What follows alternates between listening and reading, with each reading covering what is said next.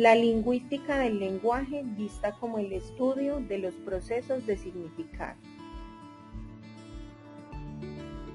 Al pasar del tiempo han sido variados los aportes de quienes se unían a la concepción de lo intuitivo y lo descriptivo, que después se acercaron al nivel explicativo de los hechos del lenguaje. Sin embargo, aún estamos encasillados en el análisis descriptivo del lenguaje, por lo que tratan de apegarse o mantenerse a la concepción formalista de Saussure, quien caracterizó los comienzos de la lingüística como una ciencia estructural, que desconocía la importancia del significado y desdeñaba la presencia del hablante en su calidad de usuario. Saussure intuyó la existencia del lenguaje como una facultad distinta de la lengua, la cual nos permite construir un universo de significado y configurar signos para representar ideas. Además, descubrió que es posible inferir la existencia de esta actividad específicamente humana.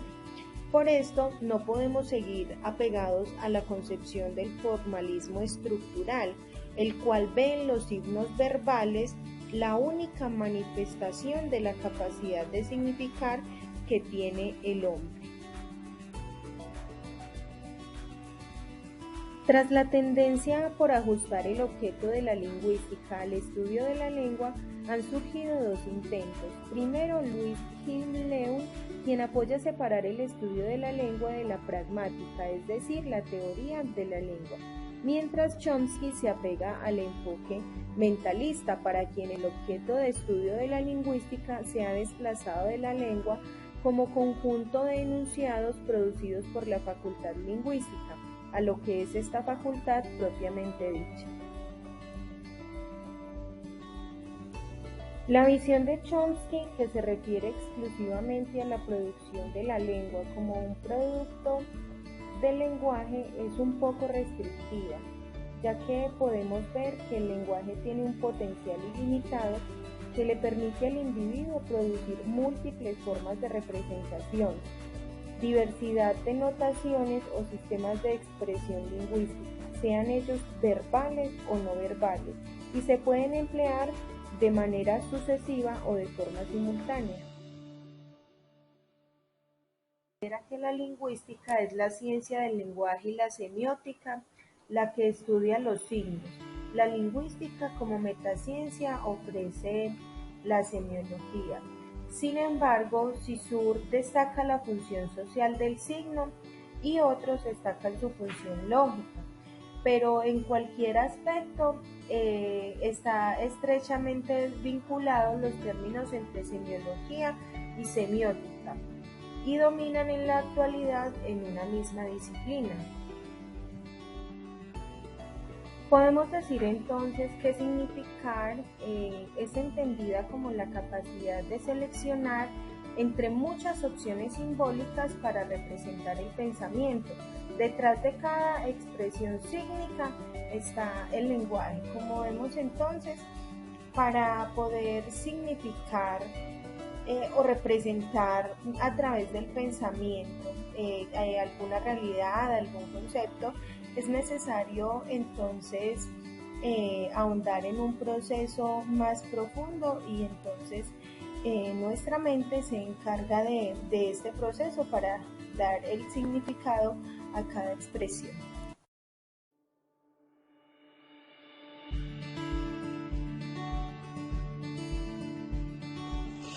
Ahora veamos la formación del concepto.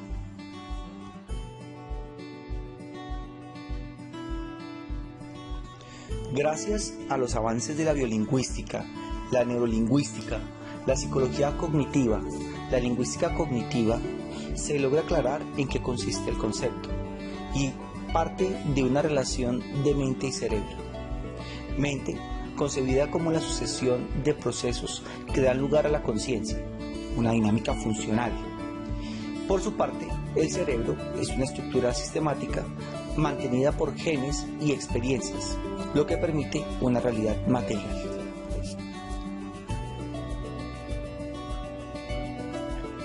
¿De qué modo se presentan neuronalmente los conceptos en el cerebro?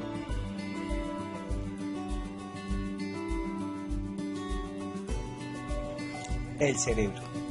En el cerebro se guardan los registros de la actividad neuronal. Estos registros son pautas de conexiones establecidas y pueden dar lugar a que se creen de nuevas agrupaciones que ya tuvieron lugar en algún momento. Las neuronas, por su parte, son portadoras de unidades significativas para el individuo. Esas agrupaciones entre las neuronas representan los mismos conceptos que se distribuyen por todas las regiones del cerebro.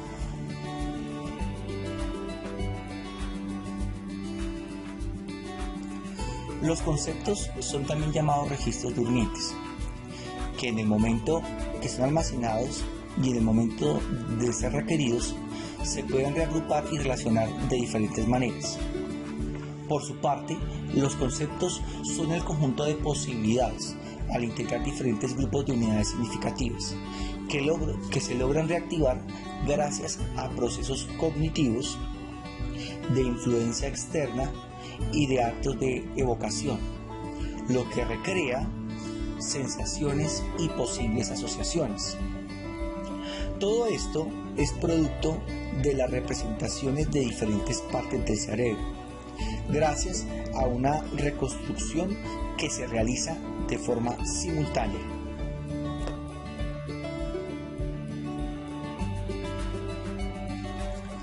El lenguaje es una actitud que transforma las sensopercepciones, o sea, lo que percibimos por medio de nuestros sentidos, a estructuras mentales ya más elaboradas.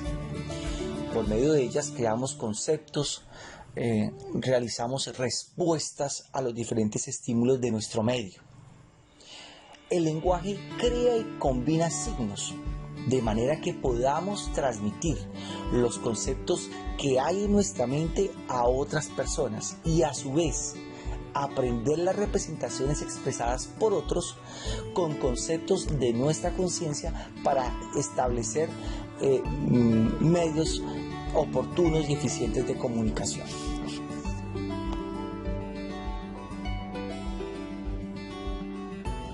Otra característica del lenguaje como facultad humana para comunicar es que cada sociedad crea un sistema de representaciones que responden a sus necesidades culturales.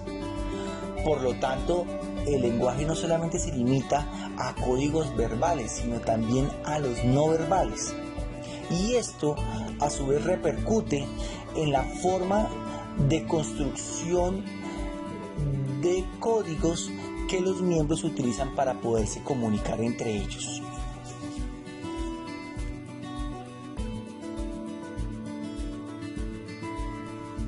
¿Cuál es el proceso de formación del concepto?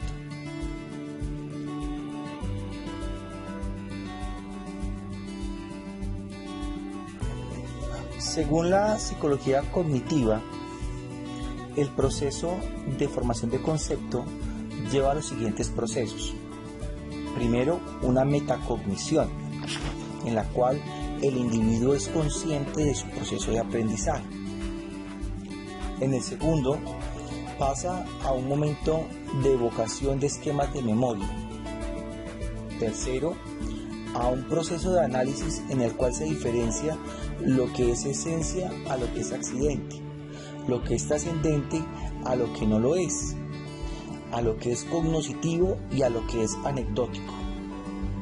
Luego se pasa a un proceso de identificación de aspectos comunes de una determinada clase de objetos, de hechos o de procesos, y se forman conjuntos que tengan los mismos rasgos generales. Por último, se pasa a una conclusión en la que se hace extensiva a otras series de analogías para lograr la generalización de cada uno de estos procesos en la formación del concepto.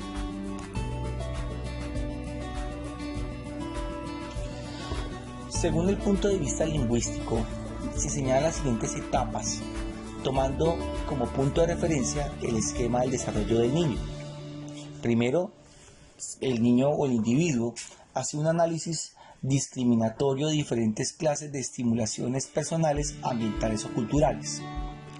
Se pasa luego a una formulación de una hipótesis sobre los elementos comunes abstraídos, a un tercer paso, que es la puesta en prueba de esas hipótesis formuladas anteriormente en situaciones específicas. A un cuarto, se pasa a una designación selectiva de una categoría general o conjunto de atributos comunes bajo los cuales se puedan clasificar la totalidad de las variantes. Quinto, luego se pasa a un descubrimiento de las relaciones de estos atributos con procesos de ideación ya configurados en la estructura cognitiva. Pasamos a un sexto paso, un sexto proceso, que es la diferenciación del nuevo concepto de otros afines ya formados. ¿Qué relaciones hay entre ellos? Un séptimo proceso es la generalización de los atributos seleccionados ya convertidos en unidades significativas para la extensión del nuevo concepto a todos los miembros de la clase. Ya se hace una acción más extensiva. Y por último paso, octavo, se pasa a una representación del nuevo esquema de categorización mediante un signo importante aquí tenerlo en cuenta, que puede ser verbal o no verbal, lo cual resulta coherente con el uso convencional y aceptado por la comunidad al cual pertenece el individuo.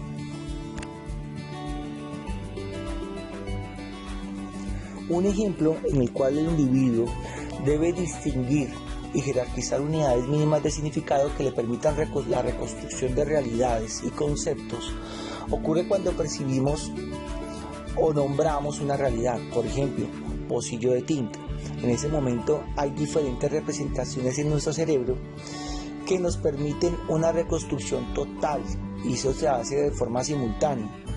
En ese momento, conceptos llamados así como conjuntos de registros neuronales se activan al tiempo y permiten la reconstrucción de sensaciones, experiencias, y nos permite evocar representaciones visuales como la forma, el color, la temperatura, en cuanto también el sabor, el olor, también motoras en el momento en el que determinamos el procedimiento de levantar la mano, acercarla, etcétera, para poderlo tomar, y también nos permite evocar respuestas a ese estímulo del tinto, como por ejemplo insomnio, actividad o euforia.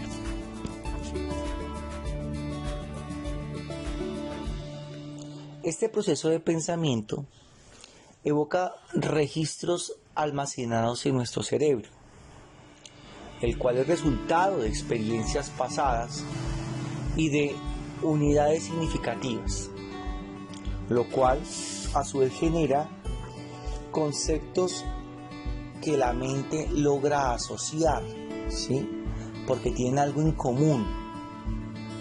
De esta manera se establecen relaciones que dan lugar a estructuras conceptuales mucho más elaboradas. Pero como lo habíamos dicho anteriormente, esto es de forma simultánea en diferentes partes del cerebro, lo cual después se organiza en su proceso de pensar y en la forma, en la creación de proposiciones. La mente humana, por su parte, es la encargada de categorizar, jerarquizar los conceptos a partir de las unidades significativas que tiene el individuo frente a los estímulos y respuestas que genere. Esto permite una asignación y una expresión simbólica de acuerdo a los grados de abstracción y representación.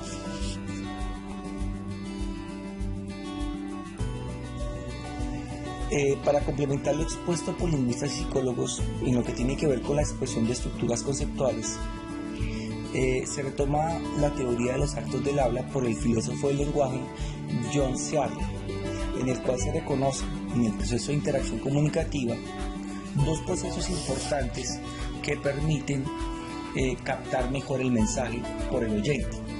Y esos dos procesos son lo verbalmente simbolizado y los gestos rostros y actitudes corporales.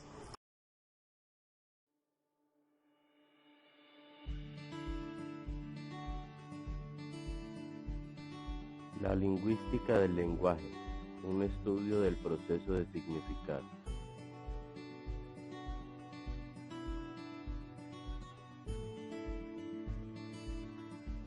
Entendemos la lingüística general o teórica como la ciencia del lenguaje. Se encarga de estudiar los fenómenos relativos al proceso de conceptualizar, significar, que se operan en la mente humana, además de descubrir los principios que regulan tanto la producción como la interpretación de mensajes cifrados en cualquier sistema de representación.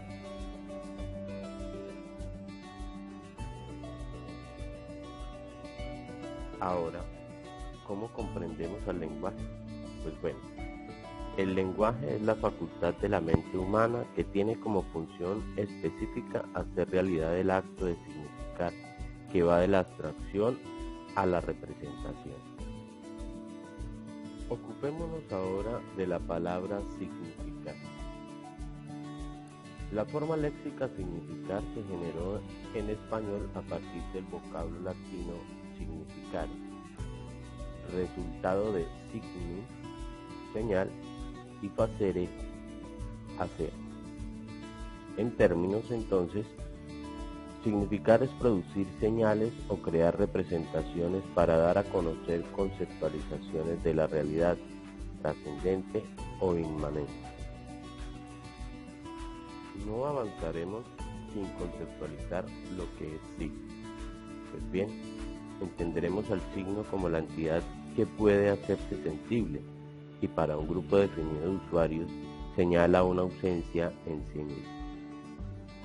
Para Dutroux Todorov, por esto, el signo siempre es institucional, pues solo existe para ese grupo de usuarios, no importa si el grupo puede reducirse a una sola persona.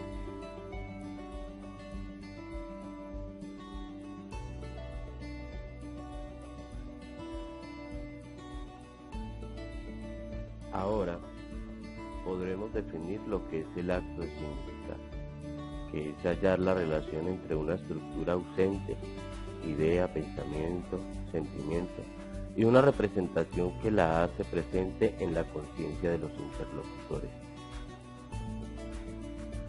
Es de resaltar que debemos asignar igual importancia a lo verbal y a lo no verbal, pues no solo mediante la palabra se puede significar. Existen multitud de señales, signos o símbolos que pueden cumplir esta función. Además, debemos tener conciencia de que todo individuo es naturalmente apto para generar sistemas de signos o símbolos que le permitan transmitir su pensamiento a la mente de otro u otros. Todo este proceso de significar es posible gracias a la facultad del lenguaje.